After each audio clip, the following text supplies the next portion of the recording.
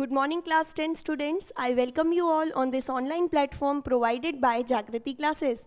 We were doing chapter 6 life processes of class 10th. So this video is for class 10th chapter 6, that is life processes, and in this chapter we have discussed nutrition, different kinds of nutrition, then we discussed the process of digestion in humans, nutrition in humans, then we saw respiration. I told you very important differences between respiration and breathing. Then we did circulatory system, and for today's class the topic is excretory system. And as usual, this excretory system we have to study in plants as well as in animals. So let's start our today's class, and firstly we are doing excretory system in humans. So this is a diagram of human excretory system. So the first point, what is the function of this excretory system? Excretory system helps in the removal or elimination of nitrogenous waste, which are the excretory products for our body. And many organs you can see in the diagram, and I'll explain you.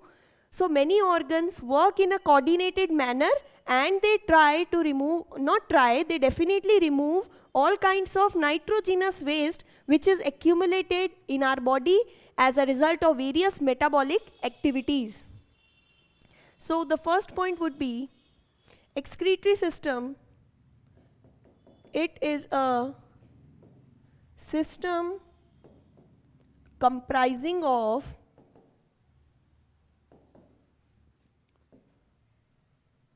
different organs which work in a coordinated manner.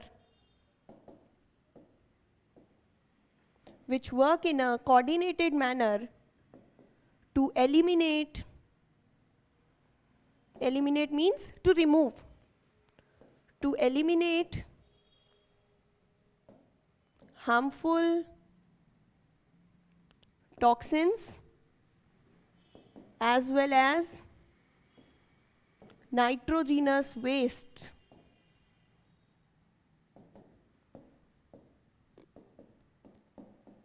Which are being produced in the body of organisms, in any organism's body, as a result of metabolic processes, metabolic reactions and other reasons. So this is what excretory system means. Excretory system, I'll read it out once.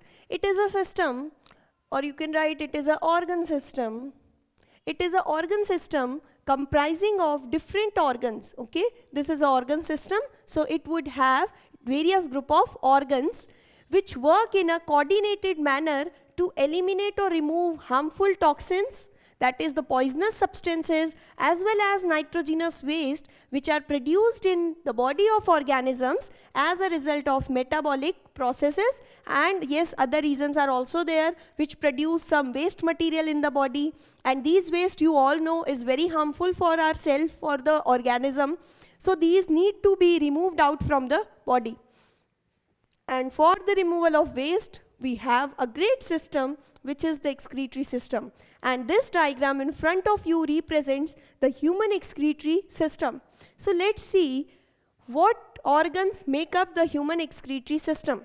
In human excretory system, you have, if I write the parts, okay, if we say what are the parts of human excretory system, so the first part would be your kidneys.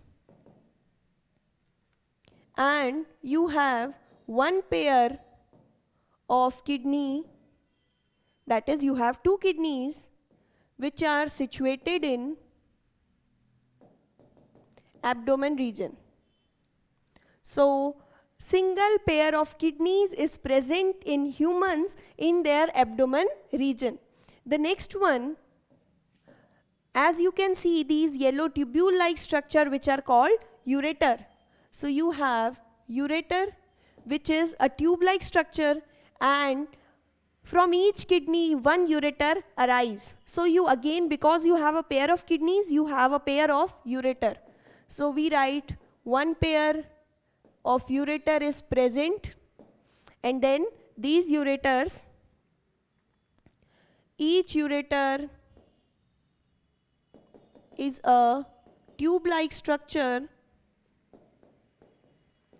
and arise from each kidney. So these are the structural features of ureter what you have with you. Then comes a bag-like structure, that is the third. As you can see here, it is marked as bladder. So it is called urinary bladder. And urinary bladder is a bag-like structure, or you can say a sac-like structure, and its function is storage of urine. Okay? So the function of urinary bladder, it is a bag or sac-like structure. It is made up of muscles, that is, it is a muscular organ, and it helps in the storage of urine. And then you have urethra. The fourth one would be urethra. Urethra is the opening present at the terminal of excretory system, which helps in the removal of urine. So these are the parts of human excretory system. Then you can see that you also have blood vessels which are named as renal vein and renal artery. See, I told you when we were dealing with circulation that you have pulmonary vein and pulmonary artery, and there we also discussed the different types of blood vessels, what you have, arteries, veins and capillaries. So here we have renal vein and renal artery. Like the word pulmonary is always associated with the lungs, in the similar manner the word renal here is always associated with kidney. So remember this also, that wherever you find the word renal, it means it has some connection with kidneys. So here renal artery and the renal vein, as you can see, these are the veins, these smaller, okay? The blue one is your renal vein and this is your renal artery.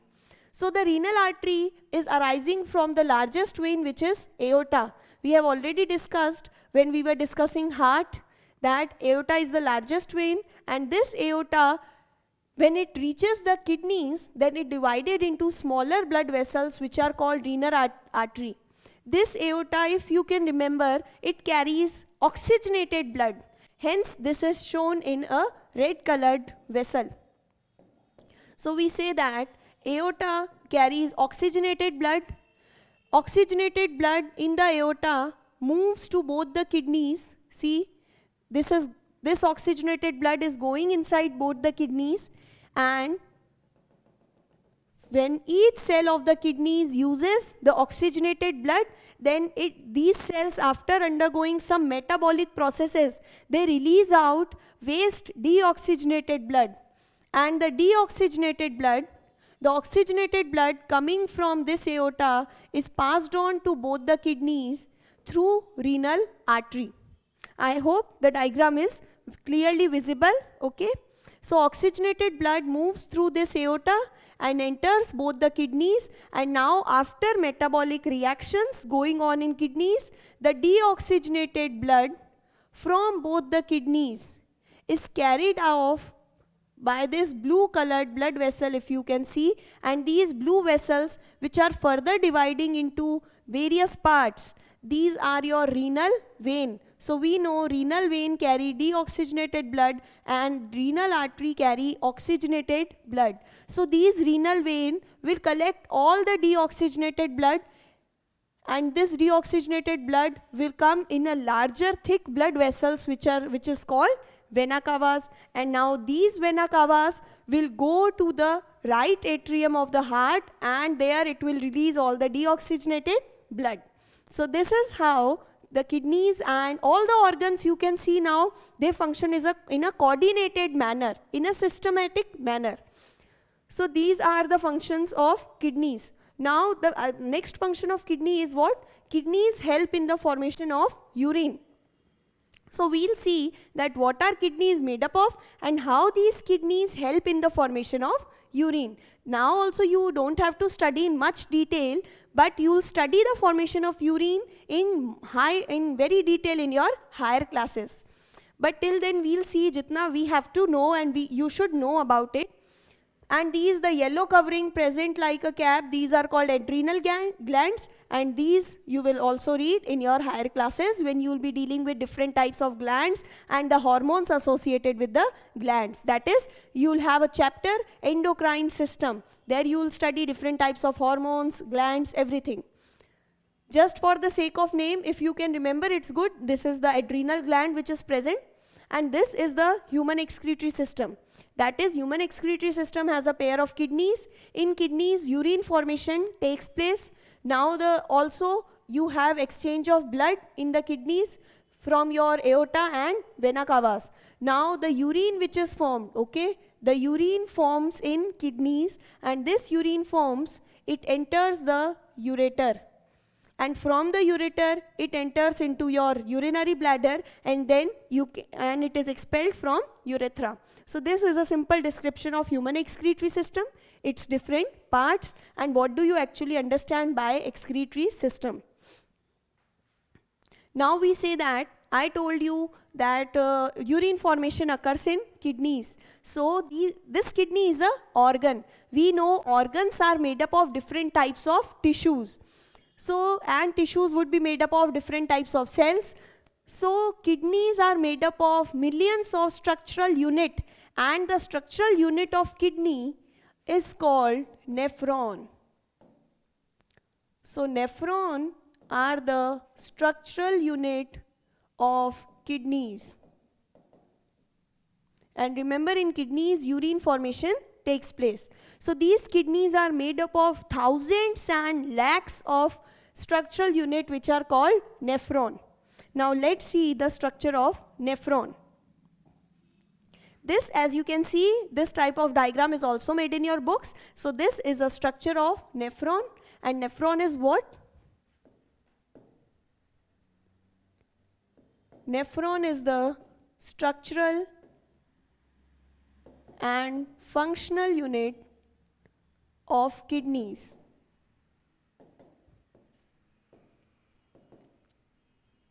As we say that cell is the structural and functional unit of our body or the body of any organism, then this nephron is the structural and functional unit of kidneys. If you remember, you have read in your 9th class, standard 9, that is neurons. What were neurons, if you can recall? Neurons were the structural unit of nervous tissue. Okay? When you have dealt with tissues, then you might have read this diagram. Here dendrites were present, this was what? Neuron. So you have learnt about neuron. Neuron was the unit of nervous tissue. It helps in the transfer of nerve impulse, nerve signals. Whereas now you are reading with the term nephron. Abhito, you should remember that nephron only, this nephron is a structural and functional unit of kidneys. But in your higher classes, you will be given both these terms simultaneously in the same chapter. So I want you to just remember, you have read about neurons, and now we are doing nephrons. So let's focus on nephron only, okay, for now. So nephron is the structural and functional unit of kidney. Then you can say that each kidney approximately contains lakhs of nephron. It means this is one nephron, and you have millions and thousands of nephron, these structures present in your single kidney. Okay, so just imagine how smaller would be these substances, because millions of nephron are present in your kidneys. So this was an account of nephron. Now we'll do the parts of nephron. And you can see, say that this nephron helps in urine formation. and hence because nephron help in urine formation, we say that kidney as a whole also helps in the formation of urine. Now we are doing the parts of nephron. So you can see you have different parts of nephron. The first one is Bowman's capsule. Actually the first part, Bowman's capsule, this is actually present as a network of capillaries. Now if you imagine where capillaries came into the picture now. So let's see this diagram. We said that aorta and vena cava enters the kidneys, and I told you that if you can see here clearly, this vena cava which is entering, it is then bisecting into different blood vessels, so that this thick blood vessel is dividing into various vessels. Okay, this vena cava, it is dividing into various smaller blood vessels which are known as veins, so that each vein can enter each part of kidney. And these veins, this is your vena cava, it divides into vein. If you look at this diagram, you have see three kinds of veins and arteries here. Arteries originate from aorta. From the vena cava you would have veins. And now these veins will further divide into very thin capillaries, very thin blood vessels, which are known as capillaries. So these would be the capillaries. And we have already done that how these network of veins, arteries, capillaries, they are interlinked. So this kind of picture we have, that is on the surface of kidneys, you have many capillaries, a capillary network you have. And each of this nephron contains those capillaries. So that network of capillaries is called Bowman's capsule. Okay, so this is the Bowman's capsule. If we try to make it diagrammatically, then these would be the network of capillaries. This is your Bowman's capsule. Now this network of capillary is enclosed in a cup-shaped structure. As you can see, this yellow cup-shaped structure, okay, and these are your network of capillaries. So these capillaries are covered by a cup-shaped structure, like if I draw a cup-shaped structure here, like this, and this cup-shaped structure is known as glomerulus. Okay, I have written the terms oppositely.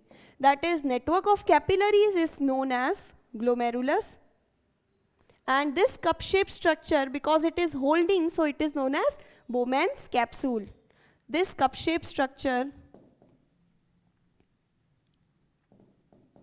this is called Bowman's capsule. So we have dealt with two parts of nephron. The first one was your network of capillaries, which is glomerulus. So glomerulus is the capillary network which is held by a cup-shaped structure known as Bowman's capsule. Now this Bowman's capsule elongates into a tube-like structure, okay, and these tubes are named differently. That is, this tubule, this part of the tube is called PCT. Now you do not have to remember, you just have to remember what do you mean by glomerulus, what do you mean by Bowman's capsule. Now I am just telling you that whole of the tubular structure which you have, the different parts of tube is named differently. This part, that is the starting part of tube-like structure, is called PCT, proximal convoluted tubule. Then this, if you can see, this is your PCT, okay, the whole. This is the artery which is coming. These blue one are your veins. The red network is artery, the blue network is veins. And if you are able to see the yellow tube, after PCTC, this yellow tube, if you can see a U-shaped tube, this U-shaped tube is called loop of Henle or Henle's loop, and then it is U-shaped and it is very thin.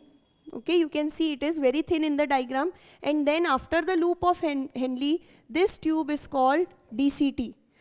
This U-shaped is your loop of Henle, the yellow tube between this U which I have drawn, and now the thick tube is again known as DCT, that is your distal convoluted tubule. And here this straight branch tubule, this is known as collecting tubule or collecting duct. See, you have a collecting duct. So now this is a structure of nephron. What you have to remember, nephron is a structural and functional unit of kidneys, and each kidney has lakhs of nephron in it. These nephrons or kidneys are helpful for performing urine formation function. If we are dealing with parts of nephron, then the first part you have glomerulus. Glomerulus is the network of capillaries, and this glomerulus is contained in a cup-shaped structure which is known as Bowman's capsule. Now after glomerulus and Bowman's capsule, you have a tubular structure of nephron. This tubular structure is named differently on the basis of its thickness and on the basis where it is present. So the starting tubule is called PCT, proximal convoluted tubule. The next one, this U-shaped structure is called Henle's loop. And after this thin tubule, you again have DCT, that is your distal arm or distal convoluted tubule. Convoluted means twisted. And then you have a straight tube which is called the collecting tubule or collecting duct. And from the collecting duct, the various nephrons, the DCT tube of various nephrons get joined together and they have one common collecting duct. Now we don't have to see how urine gets formed actually, okay? It is only written that as we have discussed, diffusion or gaseous exchange on the alveoli. As I have told you in certain detail that how this gases exchange takes place from the alveoli and your blood. In a similar manner, when the blood flows through these capillaries, okay? If I try to explain, then these are your capillaries. This is the Bowman's capsule, and here you have a network of capillaries. We know that capillaries contain holes or poles on their boundaries. From these pores, some material comes into this Bowman's capsule, and now this fluid, or you can say some amount of plasma which came from the capillaries into your Bowman's capsule, it travels through this tube.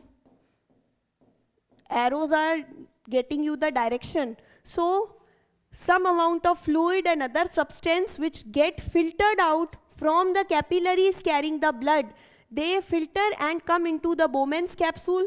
From this Bowman's capsule,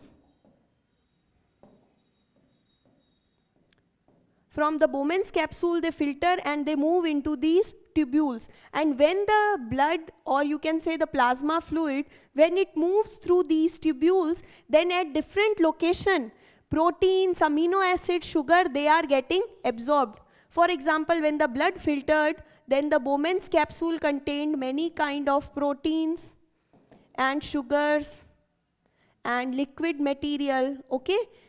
Now this liquid material containing protein and sugar will move down into the tubules, and while moving, this PCT absorbs proteins from this fluid. When it will move down, then you have loop of Henle where absorption of sugars and liquid material will take place, and as a result, all the useful things are absorbed by these tubules and the remaining waste material is being expelled out. So this is your formation of urine. How urine forms, I think now I am clear that the blood gets filtered from the capillaries into Bowman's capsule. Blood from the Bowman's capsule move into the tubular structure. These tubules reabsorb all the useful content, the nutritious content. For example, sugars, protein, amino acids are reabsorbed by the tubules. And then the remaining waste material gets collected into the collecting tubule, and from this collecting tubule, the waste, this nephron is present where? In the kidneys. So all the nephrons will collect their waste into this thick tubule, that is your collecting duct. Now this collecting duct, that is, these are present in the kidneys. From kidneys or from the collecting duct, whatever waste you have, this waste will go into the ureter, because these nephrons are present in kidneys. And after kidneys, if you remember the diagram, nephrons will remove out the waste, and this waste will go into the ureter, and from the ureter it would accumulate in the bladder, and then it would be eliminated out. So this is the formation of urine in the kidneys and how this urine is being expelled out or eliminated from the body. This was human excretory system, and this was the description of nephron, which is structural and functional unit of human excretory system. See, this diagram is a sketch of nephron, okay, showing different parts of nephron, and the arrows which are made, they signify the direction. And here it is written that the network of capillaries entering into the kidney is called efferent arterioles. Then these capillaries have holes, so blood would be filtered out from the capillaries. And after filtration of blood, the remaining blood will go out, and the vein is known efferent arteriole. Now the blood which is filtered, it comes into Bowman's capsule. This network of capillaries is called glomerulus. This cup-shaped structure is called Bowman's capsule, and these two are combinedly known as Malpighian corpuscle. You do not have to remember the name. You should know glomerulus and Bowman's capsule. Okay, we'll do whatever is given in your books. This is only again to give you a clear idea for explaining you the passage, how the fluid travels. Now the fluid will come into PCT. This is PCT. Then you can see it goes into Henle's loop. See, these arrows are telling you the direction of filtrate. Then from the Henle's loop, it again goes upwards to your DCT, and from the DCT you have collecting duct CD, from where the urine goes into ureter. Okay, from the collecting duct all the waste is collected, the urine moves to ureter, from the ureter it moves to your urinary bladder, and it is then expelled out through urethra. So this is a description of nephron. Now one more topic which is given, it is called hemodialysis, or it is also known as artificial kidneys. What do you understand by this topic? Whenever the kidneys of any organism, of any human, they fail to perform their work, then we require artificial kidneys. Not any external artificial kidneys kept in your body, but the process is known as hemodialysis. Okay, I think you have heard about the process of dialysis. And this dialysis is involving blood, so it is called hemodialysis, and this actually functions as your artificial kidneys. In the process, you can see this is the patient's hand. So from the patient,